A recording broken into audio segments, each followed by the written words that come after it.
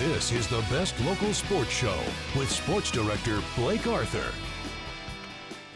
How much wood would a woodchuck chuck if a woodchuck could chuck wood? Well, Dodgers starting pitcher Alex Wood has been chucking it real good. Just moments away from kickoff, about an hour. I got to ask you, you talked to both teams earlier this week. What do you think the key is coming into tonight? If I am a Dodger fan, I'm lighting up a big cigar like I have here. Fire that baby up, yeah. The great Roger Federer, 18-time Grand Slam champion, now a 5-time winner here in the desert. What does this win mean for you, and how much do these fans who are all here, Robert Woods right behind me, newest Ram, USC Trojan, great. How you doing, Rob? Good, man. As many people had hoped, the Rams finished 4-12 their first season in Los Angeles. Take me through that stretch, 15, 16, 17, 3 birdies in a row, but that shot on 17, man, tell me about that. In fact, if Dante get a shot here, I'm wearing the suit, but I also got the Kobe shoes on. Just a historic performance tonight. A great way for Kobe to go out, and here he is now at the podium after the game. Blake's faraway game, and boy, did he have some fun. Crowd surfing.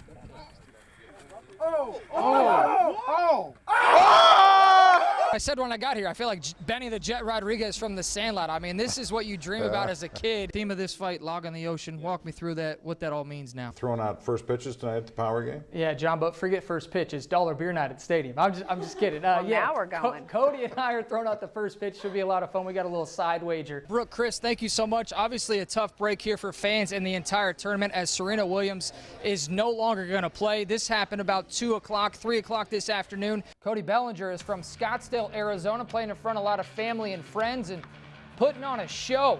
Former Dodger Zach Greinke is 33rd of the season. Man, he could swing at third most home runs in the bigs. Paul Goldschmidt, he could swing at 2, MVP candidate, one of the most consistent bats in baseball. He evens things up with 1 swing off Alex Wood. In the 7th, after a Jock Peterson double to tie the game at 2, Yasiel Puig clutch 2-out RBI knock to put the boys in front 3-2. Dodgers hand Greinke his first loss at home all year. Their 33rd comeback win is their 80th win of the season. 3-2 the final over the Snakes. Angels in afternoon action against the Birds of Baltimore. Alliteration, that's my creation. CJ Crone, give the big dog a bone. Short on time, we give it a quick rhyme. Angels over Orioles 5-1. Only thing missing was a pun. This is the best local sports show with sports director Blake Arthur. What a crazy night in sports. We have high school football and volleyball to get to, but we start in the NFL. Rams on the road against the rival 49ers on Thursday Night Football in their first divisional game of the season. San Francisco has beaten the Rams the last 3 times. This was a great game. I tell you what, first half though, Todd Gurley, the story, looking like he's about to have a big-time season. You play ball like a Gurley. 149 total yards of offense. He had 3 TDs by the first half. 2 rushing, 1 receiving. Gurley and the Rams led the Niners 24-13 at recess. Second half got interesting. Brian Hoyer. Niners rallied back, hits Trent Taylor for the TD, made it 41-33. Later in the half, 4th and goal for San Francisco. They're going to feed their man out of Ohio State, Carlos Hyde. He's a good back, pushes his way into the end zone. Niners within 2. They need the 2-point conversion.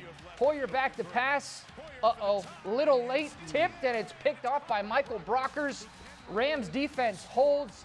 Niners actually got the ensuing onside kick, but the Rams, Aaron Donald, he's too good to get the sack. They win it 41-39. That's the first time ever in the NFL a score has ended up 41-39, believe it or not.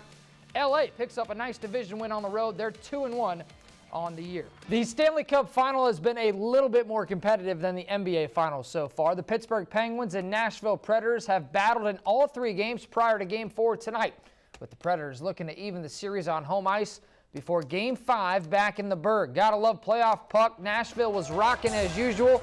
They call it Smashville. Early on, Preds up 1. Penguins, they got the best player on the ice though, 87 in white, Sid the Kid, the captain for Pittsburgh, Sidney Crosby. That's some sweet sauce right there. That tied the game at 1. But Peke Rinne, the Nashville goalie, would get Crosby back here. Breakaway for Crosby, and look at Pex.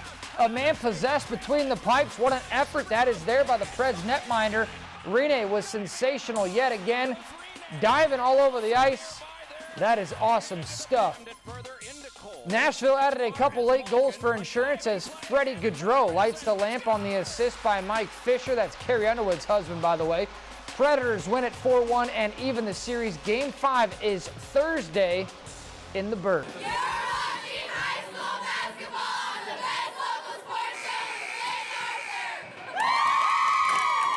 regular season for boys basketball done. History. It's now on to the postseason, and tonight we had 7 local teams in action, all with the same at stake. Win in advance or lose and go home. We start with Rancho Mirage hosting Grand Terrace. The Rattlers arguably the best team in our valley. Charles Neal from the corner for 3. Split splash taking a bath. Coach Hanmer loving that. Rattlers up by 20 plus. More Rancho, it's Kobe Alvarez. He's got some good length and field, little stop and pop.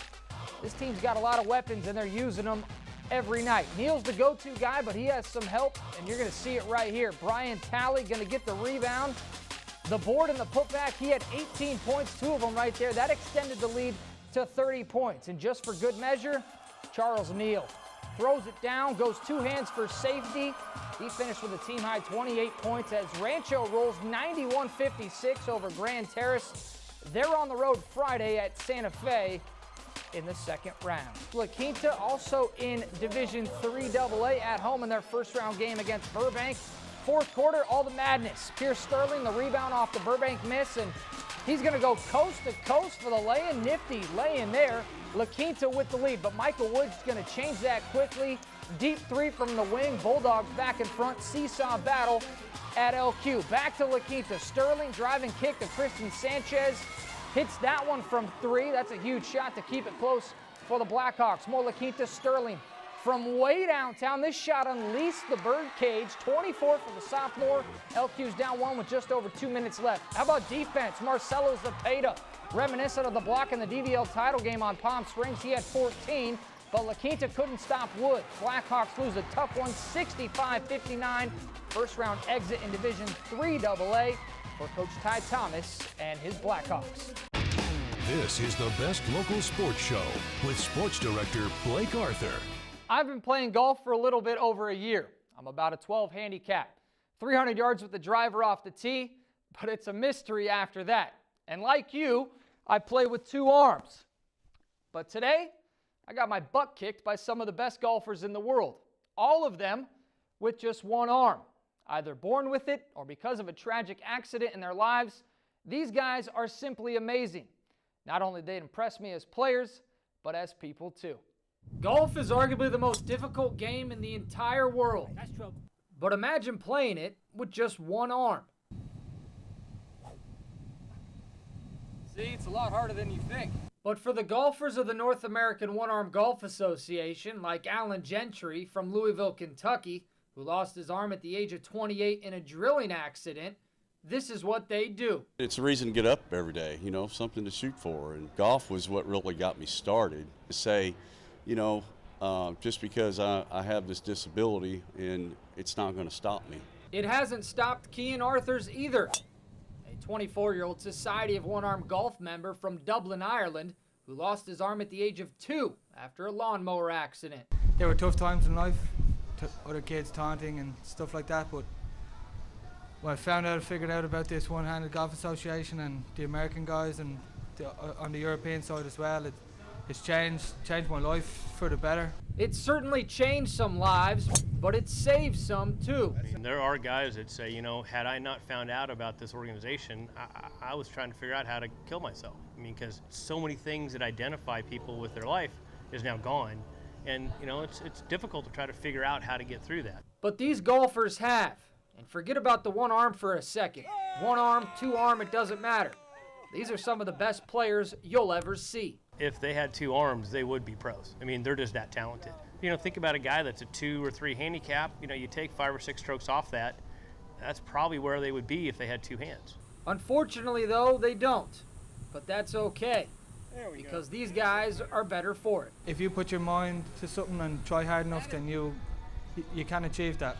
And that's personally it's something that I believe in all my life, that you can and you will if you try hard enough. So no matter how you look at it or how you look, what these golfers do is one of the hardest things in the world.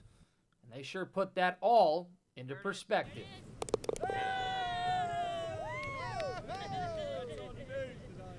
Palm Desert High School has one of the strongest athletic programs in our valley, and that's on full display during the spring sports season with their baseball and softball teams. But what's also on display is a talented student off the field who's still a part of the team. Like Frank Sinatra, Chase Huna, he's a musician doing it his way. You can spot Chase Huna in a crowd of people without problem because of his thick flowing red hair and big blue eyes. But you don't need to see what he's all about. Rather, just listen.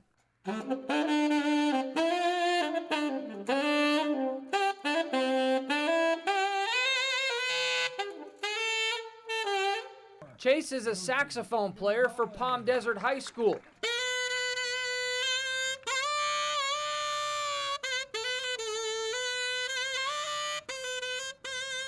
Performing the national anthem before many of the high school's athletic events. I've heard that it really preps up the teams before the game. I heard that they love it, and I love playing for them. It's very fun and energetic to be able to play the anthems. Chase, he's a great guy, great saxophone player. He gets us real fired up before the games, knows what he's doing, and really helps us out. Chase has started games for softball, baseball, and basketball this season. But he started playing when he was 10 years old. And now, a graduating senior, his lifelong passion will be his career. I'm actually not heading into college. I'm just going to go on the road. Got a summer tour all lined up this coming summer, so I'm very excited for it. Music may not be a sport, but it certainly plays a role with athletes. And for Palm Desert, Chase Huna has been that guy. He's the role player every team needs to win a championship.